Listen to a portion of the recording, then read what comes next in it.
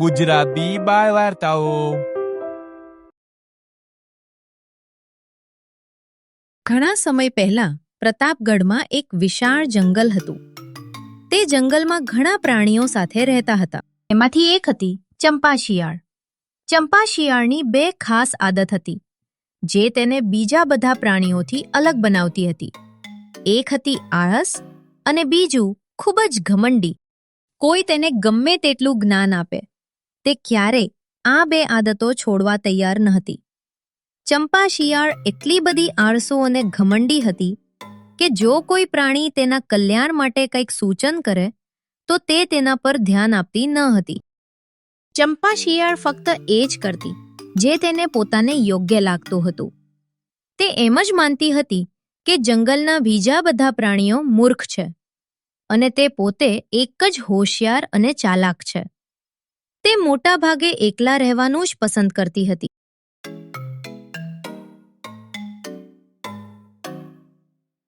એક દિવસ મહારાજા સિંહે તેના એક સૈનિકને જંગલમાં મોકલ્યો જેથી સંદેશ આપી શકાય કે થોડા દિવસોમાં પ્રાણીઓ પર ખરાબ સમય આવવાનો છે, તેથી બધાએ સાવચેત રહેવું જોઈએ.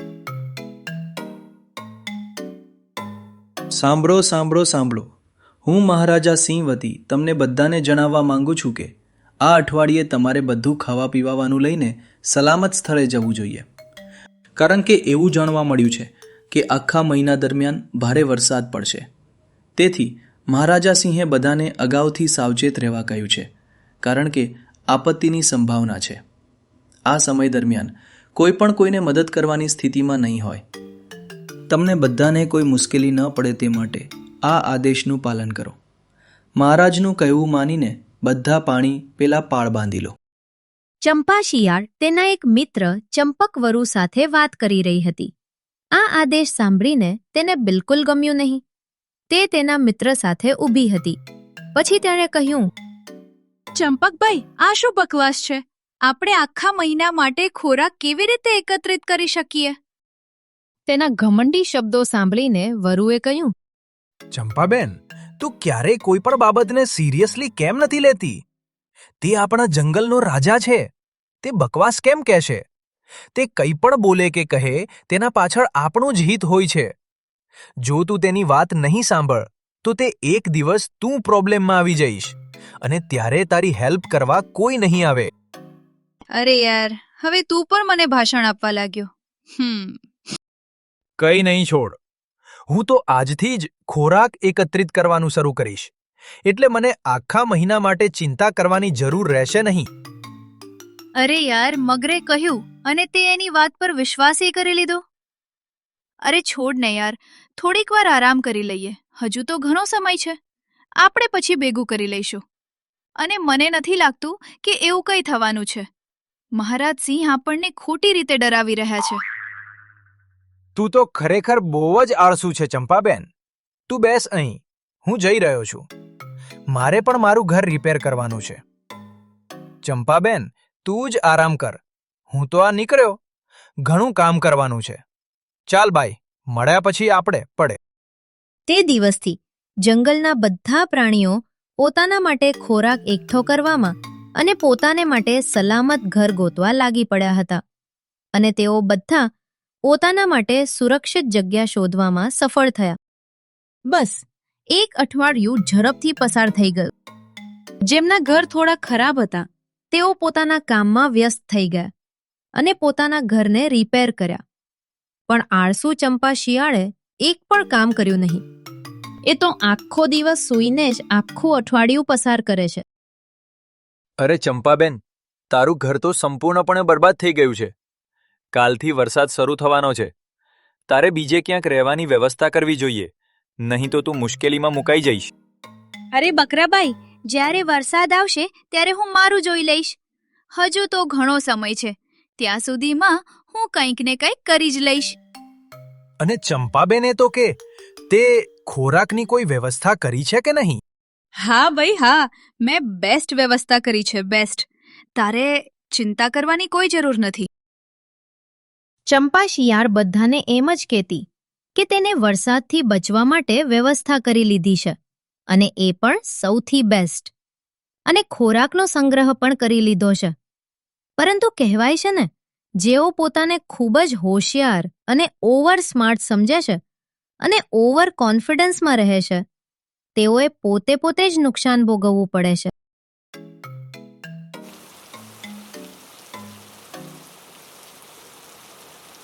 બીજા દિવસે જંગલમાં ભારે વરસાદ શરૂ થયો.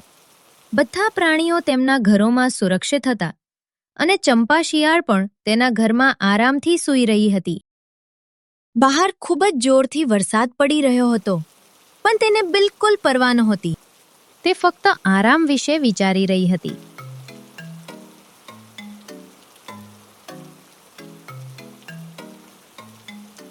અચાનક ચંપા શિયાળના ઘરમાં વરસાદી પાણી ઘૂસવા લાગ્યું.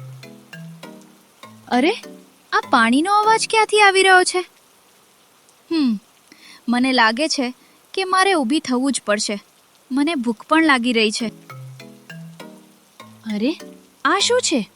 મારા ઘરમાં આ પાણી ક્યાંથી આવ્યું? ચંપા શિયાળ ઊભી થઈ ત્યારે તેને જોયું કે તેનું આખું ઘર પાણીથી ભરેલું હતું અને તેની પાસે ખાવા માટે કંઈ નહોતું. આ શું થઈ ગયું? બહાર ભારે વરસાદ પડી રહ્યો છે અને મારા પાસે તો ખાવા માટે પણ કાંઈ નથી. જો હું બહાર જઈશ તો હું પલળી જઈશ, અને જે રીતે પાણી અંદર આવી રહ્યું છે એવું લાગે છે કે આખું ઘર પાણીથી છલકાઈ જશે. હવે હું શું કરું? આ પાણીને કેમ બહાર કાઢું? કંઈ નહીં, અત્યારે રહેવા દઉં. થોડી વાર પછી કાઢીશ. હજુ તો ઘણો સમય લાગશે પાણી ભરાતા. થોડી વાર સૂઈ જાઓ. આ વિચારીને ચંપા શિયાળ ફરીથી આરામ કરવા લાગી અને સૂઈ ગઈ. ધીરે ધીરે પાણી વધતું રહ્યું અને તેના સુધી પહોંચ્યું. પછી તેણે કહ્યું, હે ભગવાન, આ શું થયા ગયું? મારું ઘર સંપૂર્ણપણે ડૂબી ગયું છે. શું કરું? ક્યાં જાઉં? હવે કોની પાસે મદદ માંગું? હું જ્યાં પણ જઈશ બધા મારી મજાક ઉડાવશે. આ બધું વિચારતા ચંપા શિયાળ ઘરની બહાર નીકળીને પલળવા લાગી. ચંપા શિયાળનો મિત્ર ચંપકવરુ નજીકમાં એક ગુફામાં રહેતો હતો. ચંપા શિયાળને વરસાદમાં પલળતા જોઈને તે ગુફામાંથી બહાર આવે છે. શું થયું ચંપાબેન? તે તો ખૂબ જ સારી અને બેસ્ટ વ્યવસ્થા કરી હતી. તો પછી આટલા વરસાદમાં કેમ તું પલળી રહી છે?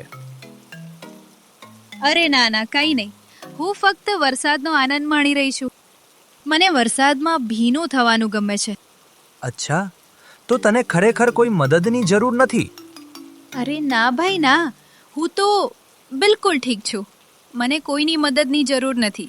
હું ફક્ત વરસાદનો આનંદ માણી રહી છું. તો સારું, તું વરસાદની મજા લે. હું તો અંદર જઈ રહ્યો છું. જો તને હજુ પણ કંઈ મદદની જરૂર હોય તો મને કહી દેજે. સારું, હું કહીશ જો હેલ્પ જોશે તો. તું અંદર જા, નહીતર તારી તબિયત ખરાબ થઈ જશે.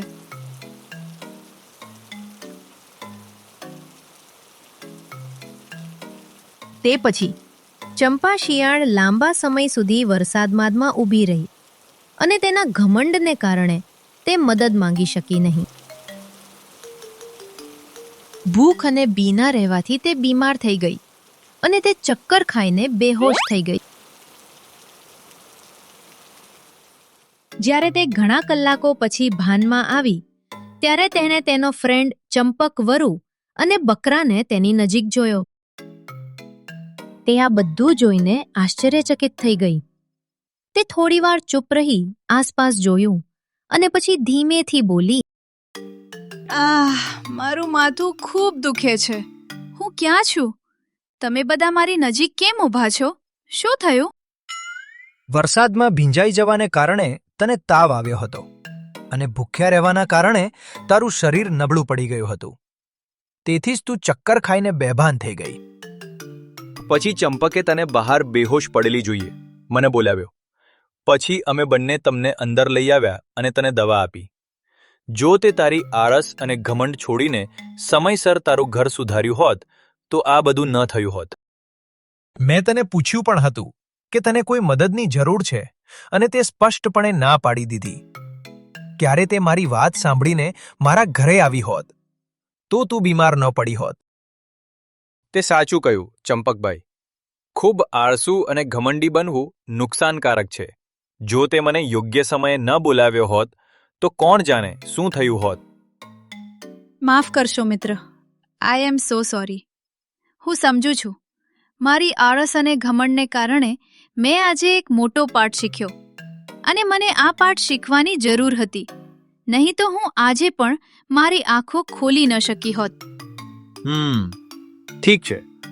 હવે તારું ધ્યાન રાખ અને સમયસર તારી દવા લેજે.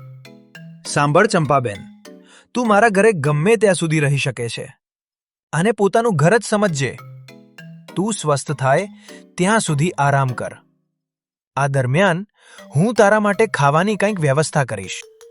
ભગવાન બધાને તારા જેવો મિત્ર આપે. જો તું આજે અહીં ન હોત તો કોણ જાણે મારું શું થયું હોત. હું આજે તમને બંનેને વચન આપું છું કે હું ફરી ક્યારેય આળસુ નહીં બનું. હું કોઈની સાથે ઘમંડી વાત નહીં કરું અને યોગ્ય સમયે જે પણ જરૂરી હશે તે કરીશ. તો મિત્રો, આ વાર્તા આપણને શીખવે છે કે આપણે હંમેશા આપણા સારા મિત્રો અને વડીલોનું સાંભળવું જોઈએ, નહીં તો પછીથી પસ્તાવો કરવો પડશે. તો દર્શક મિત્રો, તમને આ ચંપા શિયાળની વાર્તા કેવી લાગી અને આ વાર્તા પરથી આપણે શું શીખ્યા? કોમેન્ટ કરીને જરૂર જણાવજો અને અમારા વિડીયોને લાઈક કરજો અને સબસ્ક્રાઇબ કરવાનું ના ભૂલતા. આવજો દર્શક મિત્રો. ટાટા. બાળ મિત્રો, લાઈક કરો આનું ના ભૂલતા, સબસ્ક્રાઇબ કરો આપણી ચેનલ ગુજરાતી બાળ વાર્તાને અને જુઓ સુંદર મજાની વાર્તાઓ.